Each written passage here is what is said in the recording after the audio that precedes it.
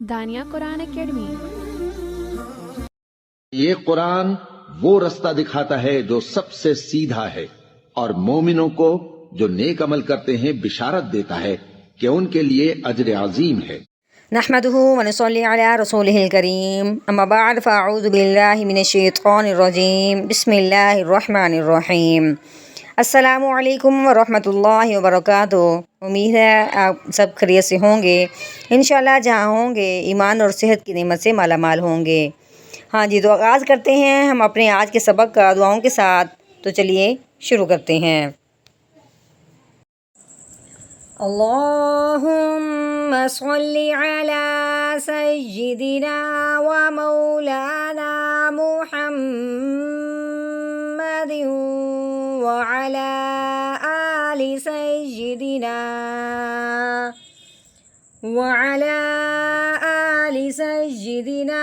و مولانا محمد وبارک وسلم۔ رب اشرح لی صدری ویسر لی امری واحلل عقدۃ من لسانی یفقہوا قولی۔ رب زدنا علما، رب زدنا علما، رب زدنا علما۔ اعوذ باللہ من الشیطان الرجیم، بسم اللہ الرحمن الرحیم۔ وَخَلَقْنَاكُمْ أَزْوَاجًا،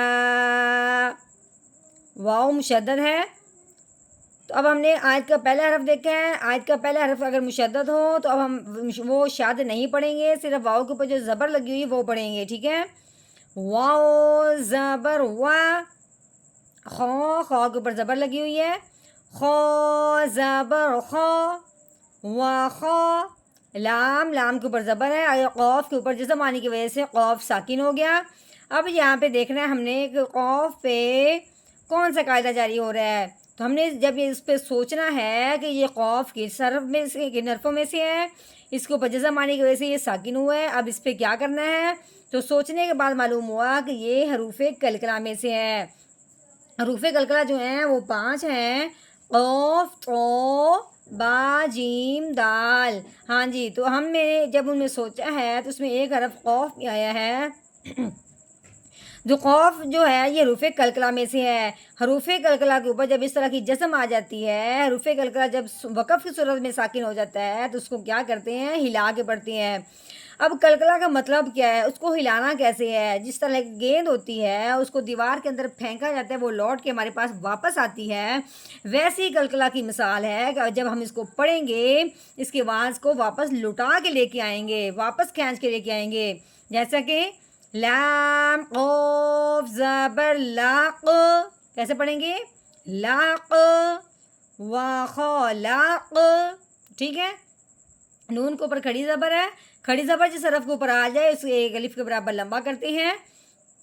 نون کھڑی زبر نا، وخلقنا، کاف کے اوپر پیش، میم کے اوپر جزم آنے کی وجہ سے میم ساکن ہو گیا، کاف میم پیش کم، وخلقناکم۔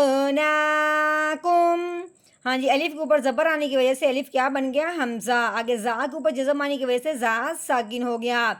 اب ہم نے حمزہ کو زا ساکن کے ساتھ ملانا ہے، حمزہ زا زبر از، واؤ کے اوپر زبر ہے، آگے کیا ہے، الف، الف سے پہلے حرف پہ جب زبر آ جائے تو اسے ایک الف کے برابر لمبا کر کے کھینچ کے پڑھ جاتا ہے۔ اب یہاں پہ الف پہ مد کا قاعدہ جاری ہو رہا ہے، یعنی کہ واو الف زبر وا، وا، وا جو واو کو لمبا کیا ہے وہ الف سے پہلے زبر آنے کی وجہ سے۔ از وا، جیم کے اوپر تنوین ہے، یعنی کہ 2 زبر ہیں، جب 2 زبر ہوں تو اس کے ساتھ الف آ ہی جاتا ہے، الف نہ ہو تو پھر چھوٹی یا آ جاتی ہے۔ تو اب ہم نے کیا کرنا ہے کہ اس الف کو تنوین کی صورت میں نہیں پڑھا جائے گا، ٹھیک ہے۔ جیم 2 زبرجن ازواجن. اب وقف کریں گے. اب وقف کی صورت میں اب ہم نے کیا کرنا ہے, تنوین میں سے ایک زبر کو گرا دینا ہے, پیچھے رہ جائے گی ایک زبر. جو وقف کی صورت میں ایک زبر جب پڑھیں گے تو اس کے ساتھ کیا پڑھا جائے گا, اب یہ الف پڑھا جائے گا. ٹھیک ہے, اب یہ الف پہ مد کا قاعدہ جاری ہوگا, کیونکہ الف سے پہلے زبر آ جائے تو اس کو ایک الف کے برابر لمبا کرتے ہیں. پہلے دو زبر تھی تو الف کو دیکھا نہیں, اب ایک زبر ہے, اب الف خود بخود جاری ہو گیا, یعنی کہ اس پہ مد کا قاعدہ جاری ہو گیا. کیسے پڑھیں گے آگے وقف, ازواجا ازواجا وخلقناکم ازواجا.